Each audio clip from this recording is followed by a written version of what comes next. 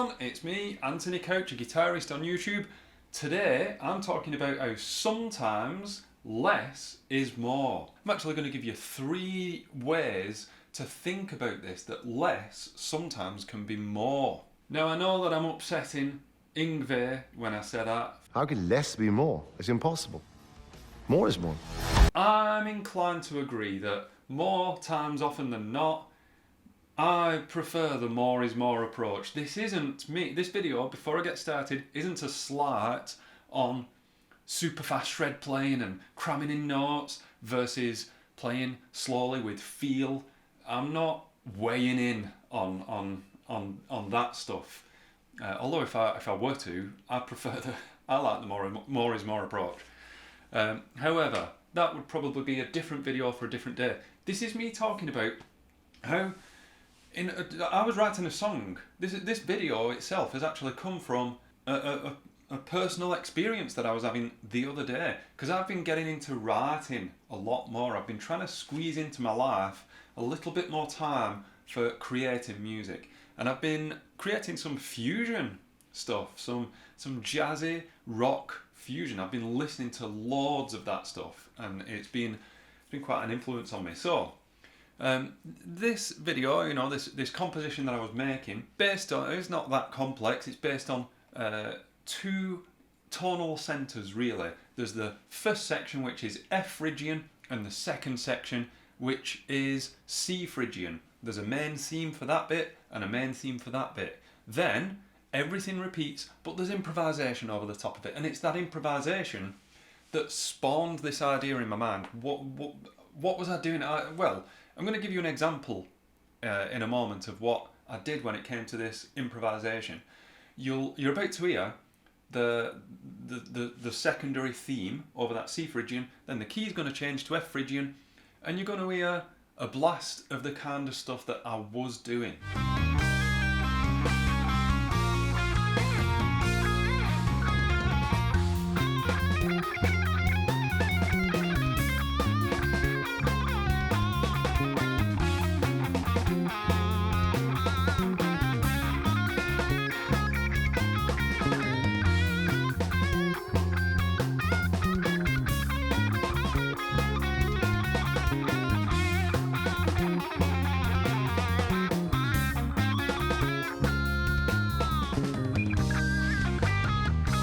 Okay, it's okay.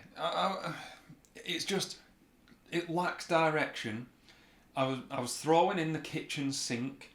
I knew what key I was in, but I didn't really have an idea of what I was doing. And it's because I think that I was trying to throw too much in there. So then I thought about some things that I could do to give myself some of that direction. And the top of the list that I was thinking was to just think about less being more, to fight that urge to play the Ibanez, the shiny, well, this isn't my most flashy one, but it's a flashy Ibanez, and go blah, blah, blah, blah, blah, all the stuff. Fight the urge.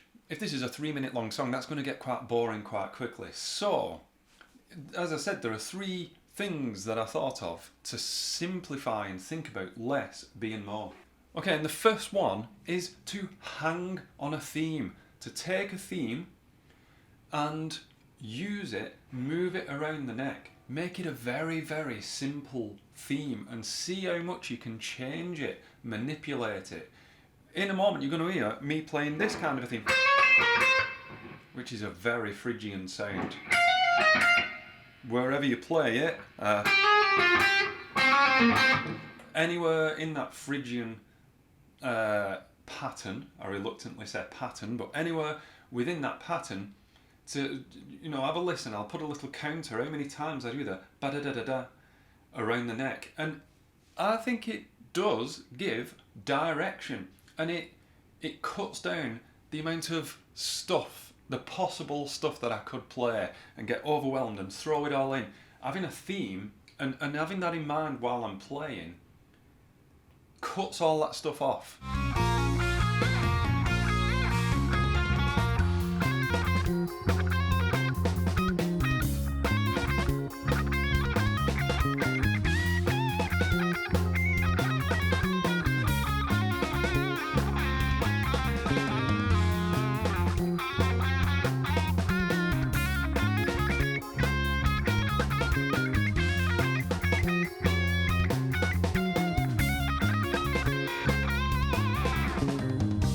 Yeah, what do you think? I think that really works. And that was just what I thought of at the time. The best thing about improvisation is that you can change what that theme might be and move it around the neck. Your theme might be rhythm, not just melody, but rhythm. It might be a few chords that you can move around. Anything goes. Secondly, okay, this one, it's tougher to use, but it does make for a simpler listening experience for the audience, and it's to simplify the scales. So as I've already said, this is in 2 keys, tonal centres, F Phrygian, C Phrygian. I'm not bothered about the C Phrygian bit today, just talking about the F Phrygian bit. What are the notes of F Phrygian? Well, it's the 3rd mode of D flat major, so that must make the notes of F Phrygian F, G flat, A flat, sorry, yeah, no, yeah, that is right. F, G flat, A flat, B flat, C, D flat, E flat, F. It's got a flattened 2nd, flattened 3rd, flattened 6th, flattened 7th. That's a lot of notes. You know, it's only 7, but it can be overwhelming to have to think, well, I have to chuck all those notes in.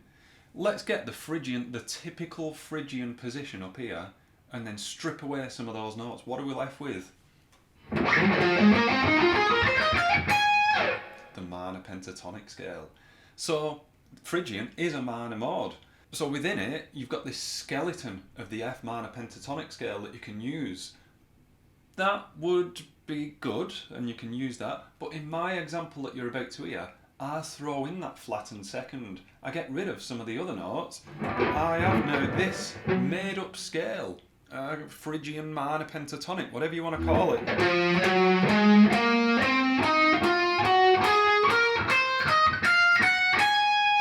The notes of an F minor pentatonic scale with a flattened 2nd added in there.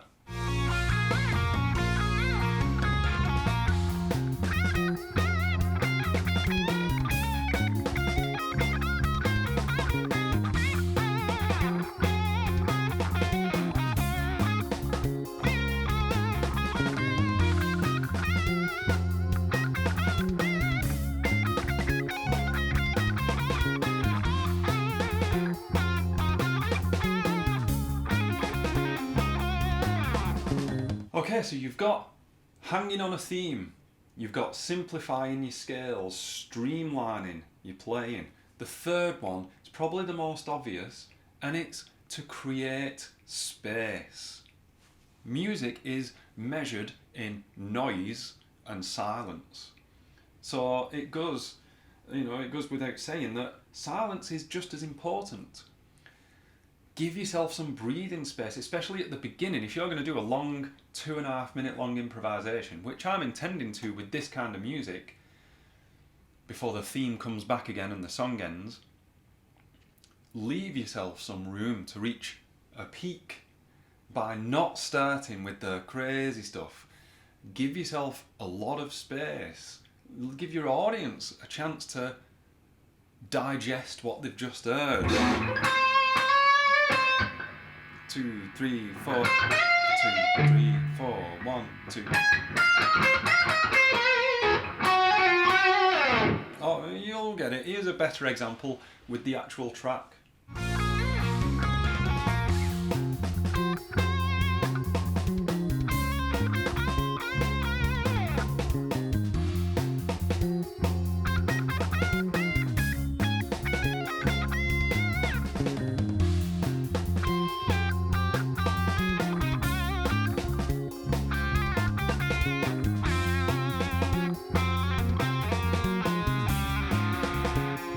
There you go.